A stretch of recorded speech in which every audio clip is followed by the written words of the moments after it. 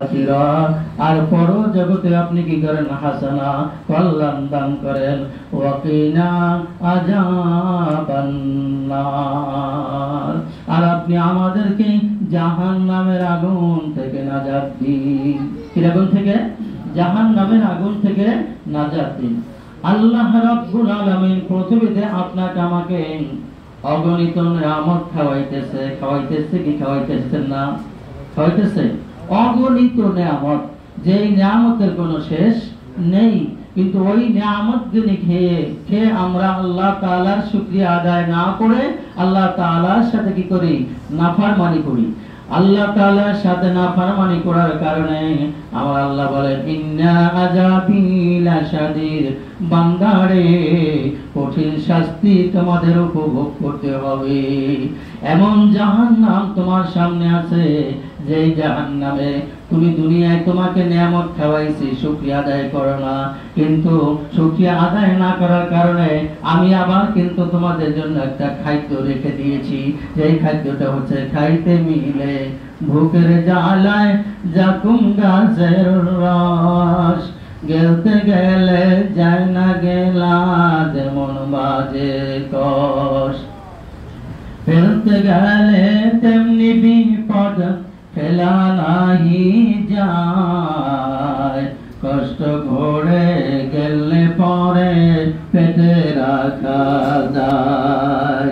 এমন কাহার দারুণ ক্রিয়া ঘোরা যাবে স্থান, ওই আগুনে পূর্বে পাপী পূর্বে জিন ইনসান। ওই আগুনে পুড়িয়া শুধু আঙ্গেরানা হয়, ওই জীবনে জানে না কেউ মরণ করে কয়। কথা বুঝছেন? এখন আপনি আল্লাহ তাআলার অগণিত নিয়ামত খাওয়াইতেছেন, কিন্তু নিয়ামত খাইয়া যদি আপনি শুকরিয়া আদায় করেন, আল্লাহ মানে শান্তির কোনো অভাব নাই। আর যদি আপনি কি করেন? নিয়ামত খাইয়া যদি শুকরিয়া আদায় না করেন, আপনি যখন জাহান্নামী হয়ে যাবেন। এখন তো মনে করেন জাহান্নামী হয়ে গেলে ক্ষুধার যাতনায় মানুষগুলি পাগল হয়ে যাবে। আল্লাহ রাব্বুল আলামিন তখন একদল ফেরেশতাকে নিযুক্ত করে রেখেছেন, যে ফেরেশতাদেরকে নির্দেশ দিবেন, ওগো ফেরেশতারা, আমি আমার বান্দাকে লক্ষ লক্ষ লক্ষ নিয়ামত আমি খাওয়াইছি, কিন্তু বান্দা আমার নিয়ামত খেয়ে আমার সাথে নাফরমানি করেছে, আমার শুকরিয়া আদায় করে নাই। আর আজকে সেই জান্নাতের কোন খানার ঘেরানটা পর্যন্ত যেন ওই বান্দার নাকের ডগায় না আসে।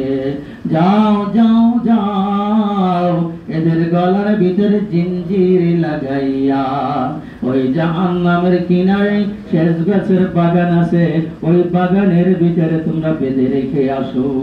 তখন এই দুনিয়ার মানুষগুলি কি করবে? তখন ক্ষুধার যাতনা সহ্য না করে ওই শেষ গাছগুলি চাবাইয়া চাবাইয়া খাইতে শুরু করবে। যখন খাইতে শুরু করবে, একটু খাওয়ার পরে কষে গলা আটকিয়া যাবে। তখন পানি পানি পানি পানি। দুনিয়ায় বসে যদি আপনি ভাত খেতে বসেন, গলায় বেজে গেলে পানি খেয়ে ওই ভাত আপনি কি করেন?